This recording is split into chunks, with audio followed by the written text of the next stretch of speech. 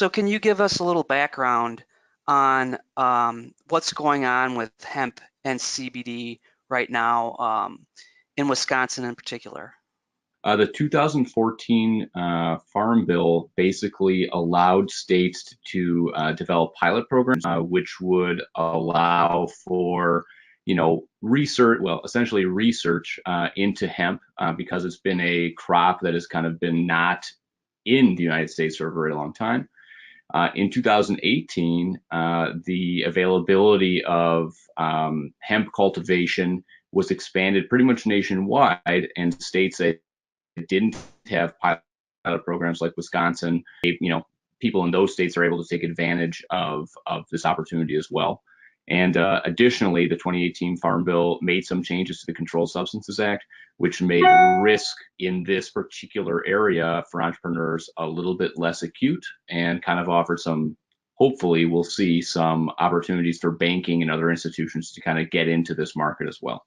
And so for those who may not know, what is hemp in relation to, why was it regulated as a Controlled One substance? Yeah, great. So I think that there are a lot of political and historical answers for why hemp was moved on to the control, covered by the Controlled Substances Act.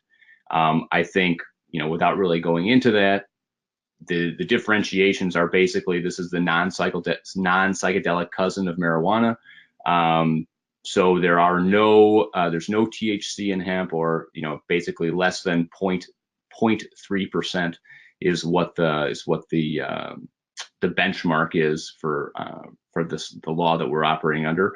But essentially, no THC content whatsoever, no sort of whatever psychedelic effects, and hemp is used in a lot of different products. So historically in Wisconsin, rope was a big thing that was made out of hemp, clothing, all sorts of different applications. And I think now there are some new industrial applications like concrete and things like that people are sort of innovating in. But historically, yeah, like the textile industry is hemp was very popular, a source product in that industry.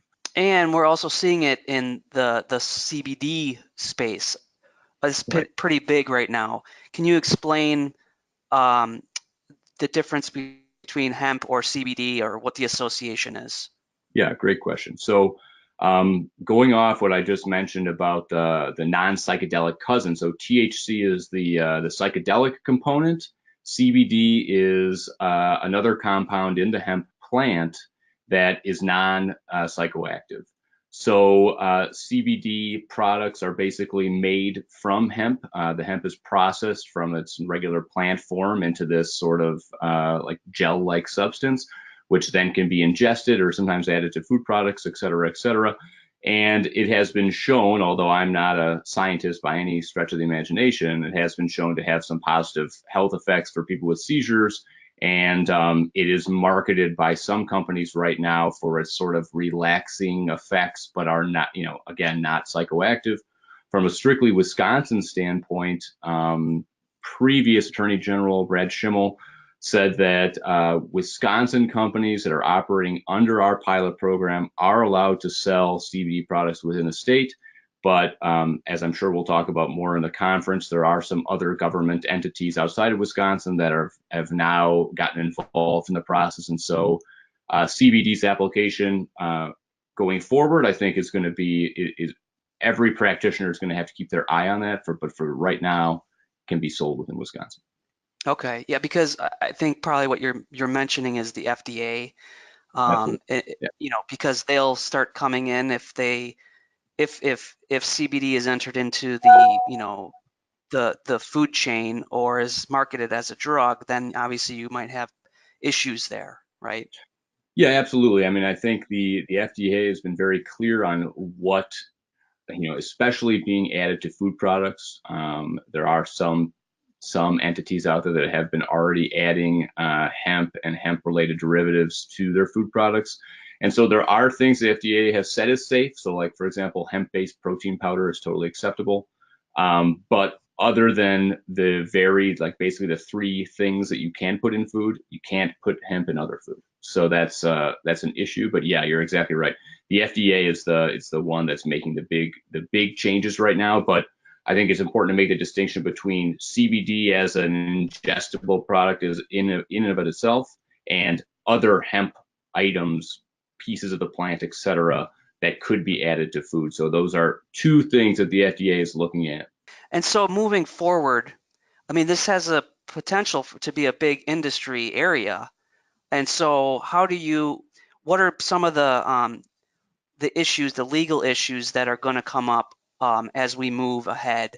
And what are some of the issues that you're going to address in the program in terms of manufacturing and processing of hemp or CBD products?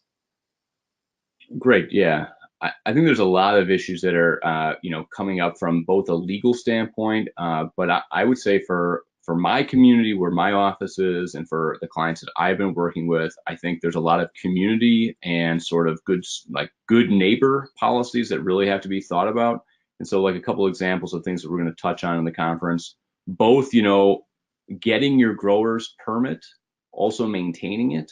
One thing I've told a lot of our clients is that, hey, running a new business is hard, but farming is pretty hard too. And so if you've never been a farmer, or never had a garden or anything like that, becoming a grower is going to have its own unique challenges. In addition to all the other challenges that you'll have running a new business. But in addition to that, also the regulatory environment. So I think from most practitioners' standpoint, I don't want to speak for everybody, but I think for most lawyers, we look at the process and we think, hey, this is pretty simple, right? I mean, the plan that you have to submit to the DOR is not onerous. The things that they ask you to report on seem pretty straightforward. And if you were a farmer, you would say, oh yeah, for sure, this makes sense. When my plants germinate, what fertilizer did I add to the plants? How far away did I plant them? All these sorts of things. Well, the DOR is asking, or DATCAP, excuse me, is asking you to report this information. So for someone that's not familiar with that, I think that is a particular hurdle. The other thing that kind of comes up, I think, is running your business in the community is that, for example, in Cedarburg, we just had this happen. We've just said we can sell CBD products anywhere we want.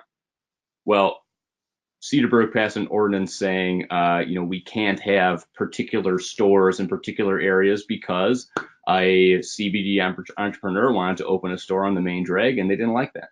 And so I think that there's always that question that our clients ask, like, hey, do we ask for permission or forgiveness? And I think in this highly regulated and sort of emotionally charged environment, I think the entrepreneurs have to have an eye towards kind of educating their community, because even where I am right now, there's a lot of misinformation and a lot of kind of apprehension when there really shouldn't be, because in my view, at least, this is totally, like I said, non-psychedelic cousin, nothing like marijuana. But obviously, the plant looks the same. A lot of the cheesier marketing out there is sort of more towards that side of the spectrum. So I understand that, but I think for our clients, again, especially in this area, that is something that they're running up against, which isn't necessarily a legal issue, but it could become one. Well, Colin, it sounds like there's going to be a lot of legal work in this area in the near future. And so we are really anticipating and excited for you to come and join that panel on CBD and hemp in June. Yeah, we're very excited to take part as well. And yeah, I think this is a particularly a growth environment for our business as lawyers, but also for our clients and other entrepreneurs, that this is going to really offer them another avenue for success in our state.